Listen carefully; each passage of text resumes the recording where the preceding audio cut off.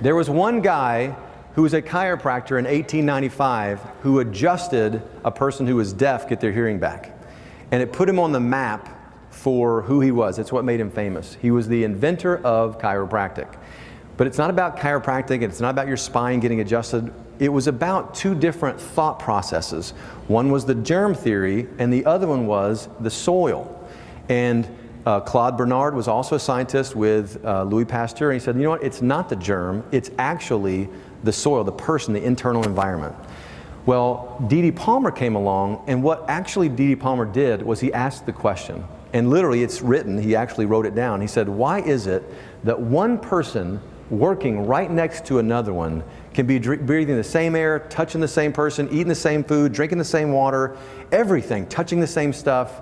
One person gets sick and one person doesn't. That's what he wanted to know. It's the same thing with the teacher and the kids, right, at school. He wanted to know that. Like, have you ever wondered that yourself? Raise your hand if you ever wondered that. Like, has anybody ever experienced the person who is, you know, wearing Lululemon everywhere and, you know, being healthy and whatever else? Like, they do everything right, they look great, and they get, quote, struck with cancer, right? Or watch this. What about the other person? I always tell the story about my Uncle Carl. Guy's 93, smoking no-filter Camels, drinking Jack Daniels every single day, right? Hasn't had anything green since the 70s to eat, and literally shows up on the weekends at the lodge at 93, ready to dance, and you can't kill him. I mean, literally, right? That's what D.D. Palmer asked. He said, why is it? Now, the world wants to sell you genetics. But we spent billions and billions to disprove it. Actually, the people that were in the Human Genome Project basically became theists, believers in God at the end, because they're like, well, listen, I don't have any idea. It's not genes, right? And it says environment and all the things that create it. But D.D. Palmer said, there's something else going on here. And he was right. There's lots of research. I found this, and I think this is going to knock it home better than I've ever done it before. This is a sad story about Masha and Dasha. Have you ever heard of Masha and Dasha? You heard about them in the 80s a little bit, and then it kind of disappeared. It was in Russia in the 50s. They were born conjoined twins.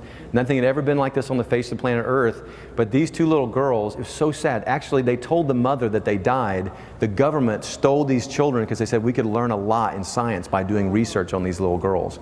And so they have 3 legs, or they had 3 legs when they were born. They've got 4 arms. But they share everything physiologically, same blood supply. The same lymphatic systems, the same digestive system goes into the digestive system, the same colon, hormones, all of these things. The only thing different between Masha and Dasha is, guess what? They have a separate brain and they have a separate spine and nervous system, okay? Now what's interesting is Dasha, and I don't know which one Dasha is, but Dasha was chronically ill. She was sick all the time. If there was anybody around with a cold, she got it, and it wasn't the germ. And the reason we know is, guess what? Her sister was very rarely ever sick. Now think about this. She's got the same blood in her bloodstream as her sister, the same blood. They're in the same body. Did you hear me? And one is sick and one's not sick. One's got mucus everywhere, one's got a cough. Are you with me? Yes. Right? Yes. Think about that. Now, in fact, actually watch this. Not only was one not sick all the time and one was, one got the measles and one never did. And we're actually vaccinating kids left and right for measles, and this by itself disproved that whole theory, right? And I don't want to open up a can of worms for those guys that really believe in vaccines today, but I'm just saying, look at that, right? There was something other than the blood, there was something other than the germs, there was something other than their diet, there was something other than that, and this is what it was. A system, a organ, a tissue, or a cell or group of cells that is not healthy in general, and we'll talk about what gets you there, is a better growing medium, environment, if you will, for bacteria and viruses, yes or no? We talk about this all the time with kids that come in with ear infections or throat infections, right? If I go in there and all I do is cut out tonsils and adenoids, or I give them antibiotics, or I spray antibiotics in the back of their throat, I'm just trying to kill the buzzards, yes or no? But what if I try to get the tissue at a healthy level so that there's no necrotic tissue, there's no unhealthy tissue in there, so that there's nothing for bacteria or viruses to eat or feed on? Guess what happens to bacteria? They're not stupid. Guess what they're going to do? Well, go someplace else where there is bacteria, stuff to eat. Make sense? Everybody with me? It is about the tissue. It is not about the outward environment. Is everybody clear? Now, what is that just Dr. David's idea? That's my theology. I'm thinking that might be. No. This is dozens and dozens of Nobel Prizes over and over and over. But guess what the world teaches you? Guess how we treat disease? We take something, right? Guess what you do for your acid reflux, or what most people do? They take something for it, high blood pressure, the cholesterol, the thyroid disorder, the headaches, the colitis, the knee pain, the name it. Everybody wants to take something to treat something instead of doing what? Stepping back and going, why is this like this to begin with? Make sense? Yes. Right? Now, is there real research? Yes, there is. How about this one? Untreated scoliosis after skeletal maturity. Do you think there might be some scoliosis in there? Yeah, I hurt looking at that actually. But what does it say? What it says was mortality rate is increased by 17% if you have a scoliosis. It also says 62% decrease in your quality of life, which means your organs are shutting down, you have arthritises, you're depressed, you hurt, you're diseased, your quality of life is sunk if you have a scoliosis, or what it's saying is the nervous system, like we talk about with Masha and Dasha, is interrupted. But what else do you see? How about this one? The impact of postural deformities and spinal mobility on the quality of life in postmenopausal osteoporosis. The whole study actually proved that if you have a high shoulder, raise your hand, ladies, if you always carry your purse on the same side. If you have a backpack, but you only carry it with one thing because you're cool. Honestly, stuff on your hip. If you sit at a desk, who here has their monitor facing one way instead of straight ahead? Or you have two and you look at one more than the other. Or because you use a mouse, your shoulder's up. Are you with me? Yes. Right? Postural deformities, it said when you have that, it decreases your quality of life, it leads to osteoporosis, disease of all kinds, and your digestion shuts down, your immunity goes down, and guess what it's saying? As a whole, and this didn't link it to it, but several did, if I decrease your immunity, shut organs down, guess what other disease you develop? Say it, why are we here? Cancer. And watch this, curves that kill, decreased quality of life, life expectancy. Just because your spine is compromised, you will die 14 years sooner than somebody that doesn't have a spine that's compromised. And listen, raise your hand in the last year if you've had blood tests, in the last year or 2 years. Raise your hand if you've had blood tests. Got it? And what's crazy is, do you know that we can tell more long term about your health through your nerve system than you can about blood tests? Did you know that? And that's what's been taught since 1895, but the reason that it didn't propagate and become the #1 healthcare system in the world is because the profit wasn't in helping somebody be healthy, the profit was in selling somebody the cure. Does that make sense? And listen, oh no, okay, all right, I'm a tin hat wearing conspiracy theorist, right? But watch this. In the 20s, guess what? The AMA completely silenced Dr. Reif. He silenced Gershon. He silenced all these doctors who came up with things that worked way better than any cancer treatment of their time. And they were, guess what they all have in common? They were ridiculed, they were ostracized, their research was hidden, and they actually were defamed. And literally a lot of these guys died broke and hated. And why? It's because this was not a money generator, and it took away from the multi-trillion-dollar industry that is healthcare today. Make sense? Yes. Now, does that mean doctors are insidious and evil? No, it doesn't mean that at all. What it means is, it means that there's just a lot of profit, and the system itself can't go away with that. For instance, I'm going to give you 2 things that you've never heard before. You ready? Write this down. It could save your life. Insulin-mediated chemotherapy. Anybody ever hear that? It's been around since 1932.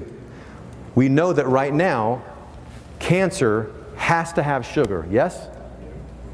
Insulin-mediated chemotherapy takes a bolus of insulin, throws it in an IV, drops your blood sugar, because that's what insulin does if you put insulin on board. It drops your blood sugar very low, and they monitor you. Then they do chemotherapy. When you have very low blood sugar, when this cancer is weakened, and it really, really wants sugar, the reason that chemotherapy seems to work, or it works oftentimes, is because chemotherapy looks like sugar to cancer. So cancer takes it in, except for regular cells use sugar too, so it kills them both. But when you drop insulin, or drop blood sugar, and then give chemotherapy, which do you think wants sugar more? This cell or this cell? This one wants it 9 times more than this one. So if you do insulin-mediated chemotherapy, you can use sometimes 75 to 90% less chemotherapy. Did you know that? No radical hair loss, no liver damage, no DNA disruption. But guess what? Did you hear that? If you've never heard that, do you know why? Because right now, on average, oncologists themselves, their clinic, make about $10,000 per dose of chemotherapy.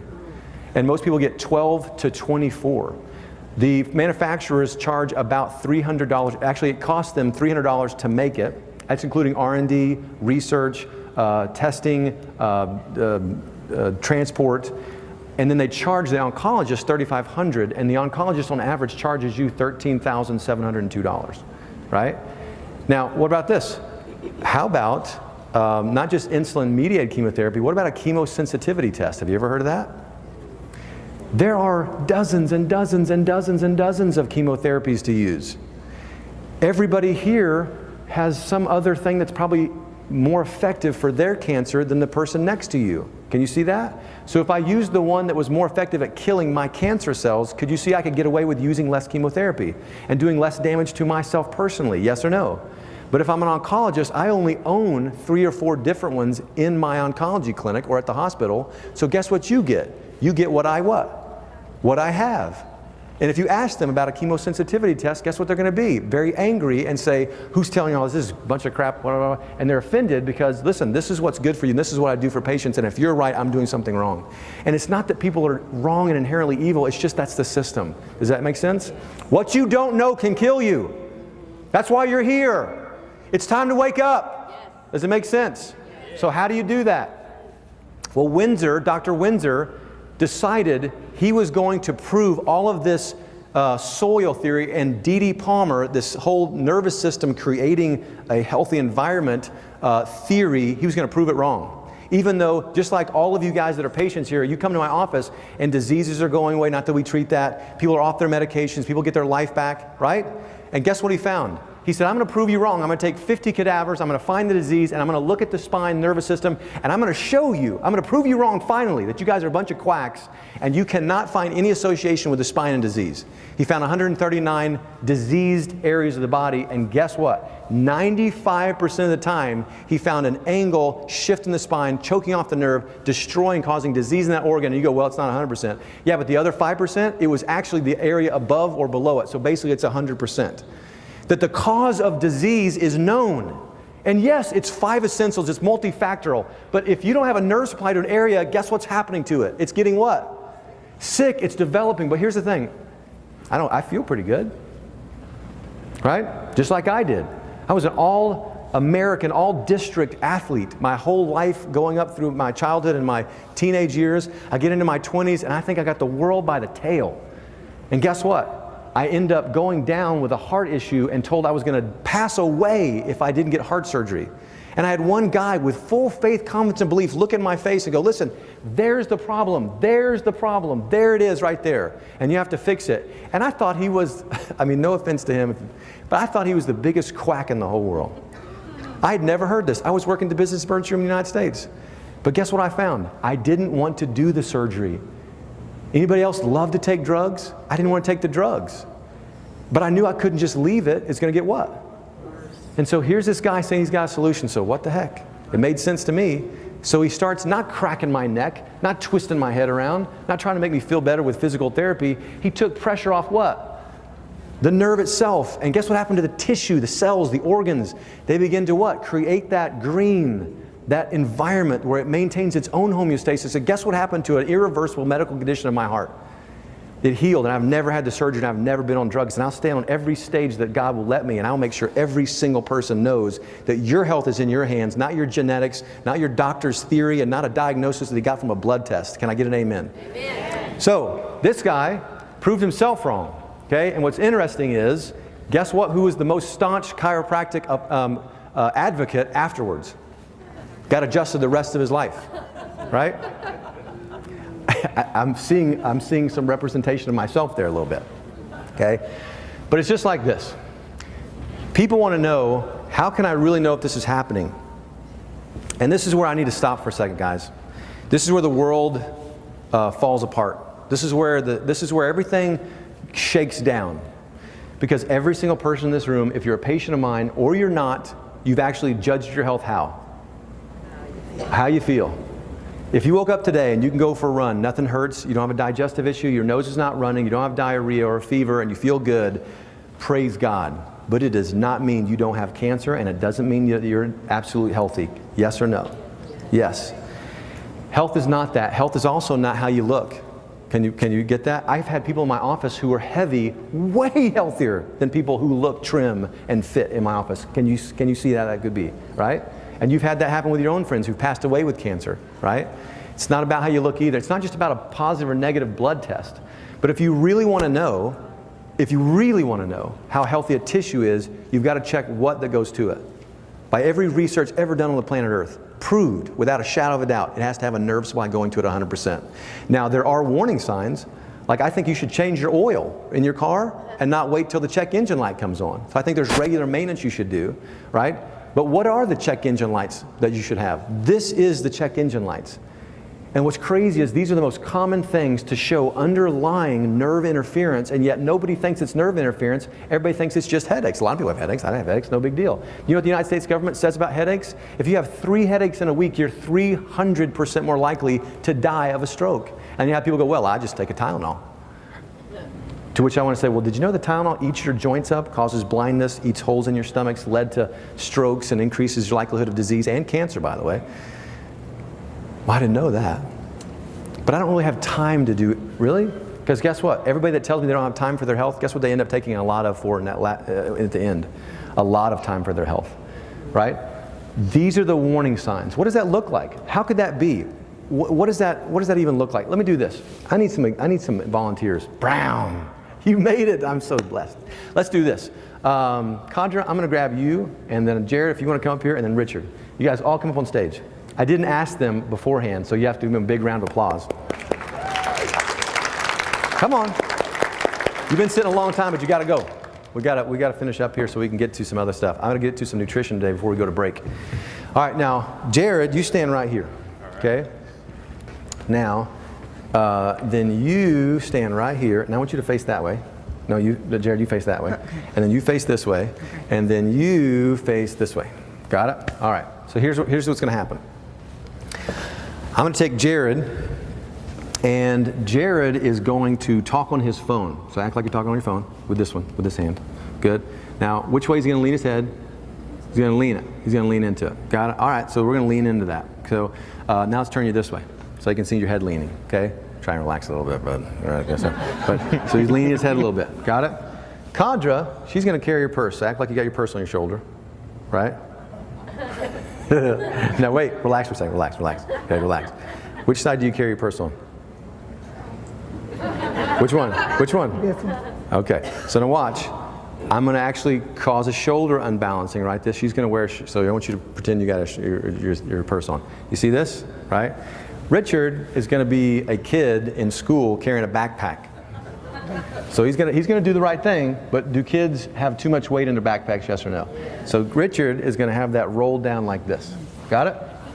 Now, I'm going to take Jared, and not just the EMFs from the cell phone causing a parotid tumor, but his head being tilted, it's going to put pressure on the nerve there, yes or no? This is, again, could be from him turning his head or sleeping on his stomach with his head turned. Could be an injury he had 22 years ago in an auto accident. Whatever causes that angle, could be the cell phone or anything else. But now I do that, what happens to the thyroid right here? Does it get a nerve supply? Now if it didn't get any nerve supply, it'd be dead, it'd be necrotic, and we'd have an issue. But it's just that it decreased it a little bit. Not that he knows anything, he just feels what? A little bit tired. He's gained a little bit weight over the last 2-3 years, and he can't tell why. And if he goes to his doctor and asks him, he goes, well, are you exercising? He goes, yeah, I'm doing some. He goes, well, you just do more. And guess what? He exercises more, he still doesn't lose weight. Can I get an amen from anybody else? Right? Now let's leave this for now. Let's go over here. She's carrying this purse, right? Now she doesn't think about it. She's not carrying a 900-pound purse. It's just, in fact, it's very cute. It's just tiny, and it's great. It's whatever a Louis or whatever a good purse is. Now, it is pressing down on this, isn't it? Yes, it is. And it's more comfortable because she's always carried on this side. And ladies, if you carry it on the other hand or the other shoulder, guess what happens to it? It always falls off. So I really don't want to carry on that because every time I do, I got to pick it up again. So I'm just going to keep carrying it on the same one all the time, right? Now, as she does that, turn around this way. And my shoulders are like this. Can you see her spine's going to do something like this? Now, she doesn't have mid-back pain. In fact, she never has mid-back pain. She works real hard. She works out. She does great. But she's got this, okay? Now, it does go to her lungs, so sometimes she's a little tired and she hasn't slept as good over the last couple of years. Maybe she's gaining a little bit of weight, but it seems to be pretty good. And she works out and she changes her diet every once in a while and does some diet pill that somebody told her on Facebook that she should use. And she loses 5 or 8 pounds and it's good. But watch this. She does have a little bit more fibrocystic breast on one breast than the other. And when she asked her doctor about it, she goes, no, it's just fibrocystic breast. We'll just keep an eye on it. Come in every year and we'll look at it. But it happens to be the breast on this side that doesn't have as much nerve supply as this one. So let's leave that. So you stay there. Now let's go to this kid. He's in high school. People love him. He's a good kid. Everybody loves this guy. Even though with this backpack over the last 3 years of high school, he is leaning over a little bit more. And guess what he's on all day long? 4 hours minimum a day for high school students. Did you get that? Right? So now have your phone and your backpack, and I'm going to do this. Now, that's going to put some pressure here on the nerve supply, yes or no. Now, his back doesn't hurt. He doesn't go to his mom and go, Mom, my back hurts. I'm having back problems. He says, I've got a little headache, right? Because the tension right there where the muscles hold onto his head and his head's so far forward, and his nerve supply is stretched out like this. But what he is having, he's having difficulty breathing. And when he goes out to play soccer nowadays, they think it's the cut grass and allergies causing allergy-related asthma, but it's not allergy-related asthma, it's what? It is this. Now let's leave that. Let's go back over here. He doesn't know anything better. He goes to his doctor. Doctor says, yeah, your thyroid doesn't look that good. But that's okay. Listen, I'm just going to give you the lowest dose thyroid that you can get. And he takes it because it's the lowest dose and it's the safest thing. And his doctor wouldn't give him something because he loves him. He's taken care of him for years. And guess what? He feels better. He's got more injury and he loses like 18 pounds taking this thyroid drug. Hallelujah. This is awesome. Guess how long I'm going to keep taking this? Rest of my life. But this is left, doesn't it? My thyroid levels are now the same. But guess what the doctor never looked at? This. And what you didn't know is this also went to your heart. And at the same time, he's got his kids at home. He would never do anything to jeopardize his relationship with his kids or their future. And all of a sudden at 36, guess what he has?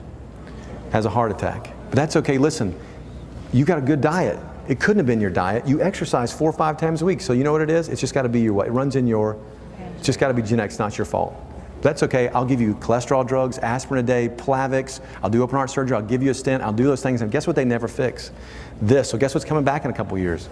Well, let's leave him because he doesn't need us. He's just fine. He's got the best medical doctor in the world. Let's go to her. That fibrocystic breast on that one side, right? Yes or no? Yes. That fibrocystic breast, it actually, the cells continued to change. And it wasn't just fibrocystic breast anymore. It actually, there was a little cancer that started in there. Now, it feels the same and there's no pain.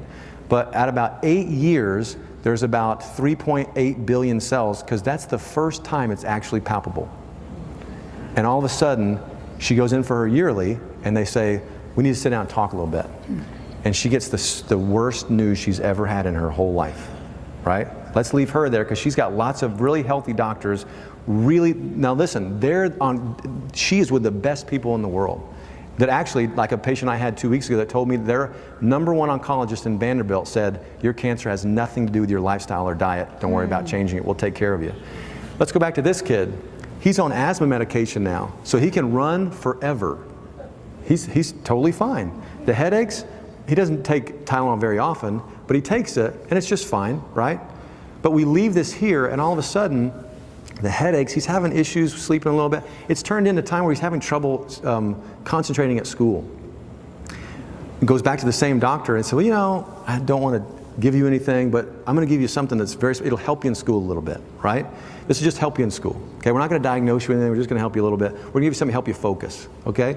Now what mom doesn't know is it's a category 3 narcotic in the same category as cocaine, but he's just swallowing a pill. And listen, it's just a low dose, so it's just fine. So he just takes a little bit of that. So it's an ADHD drug. Now what mom also doesn't know, it's an 85% chance that this kid will be on an antidepressant if she starts that drug because it actually destroys frontal lobe and she doesn't know that. Wow. The doctor didn't know it, but that's what he was told to prescribe by the drug rep that came by. And now, 3 years later, he actually almost committed suicide. He actually tried. And so we're not going to let that go. We're going to really help him. And most, not all, but most don't get anything else but the pill. And so we're going to give him an antidepressant so he never does it again. Although mom doesn't realize antidepressants only increase suicidality, they don't decrease it. Now take these 3 people. This dad, this is a lady you work with. This is a guy that your family goes to church with. Does it make sense? And guess what? If you could reach out to them right now and you could say, listen, just please, for the love of all that's holy, just somebody check that. Oh my Lord of mercies, please just check that. If you could just look at this lady and go, there's a curve right there. It's a curve. I promise you. I know it doesn't hurt. I know it doesn't hurt. Just go check it out. If you could just open it up and all of a sudden the breast heals. Not that he's treating the breast, but wouldn't that be awesome? Yes. What if you could just take this kid, go back 3 or 4 years when he was starting having issues in soccer and go, Mom, how about this? How about we just open that up? How about we just correct the spine, bring him up, get him out of the backpack, the thing that's causing it. And he's standing up again also. Guess what? His asthma's gone. He never went down the road, never took a drug ever. Let's say this is people at your church. This is people that you work with. Would it be a better place to work at? Would there be less suicides? Would there be less breast cancer? Would there be less heart attacks? Yes. Is everybody with me? Is that clear? Yes. Give them a round of applause. Good. Awesome. Love you guys.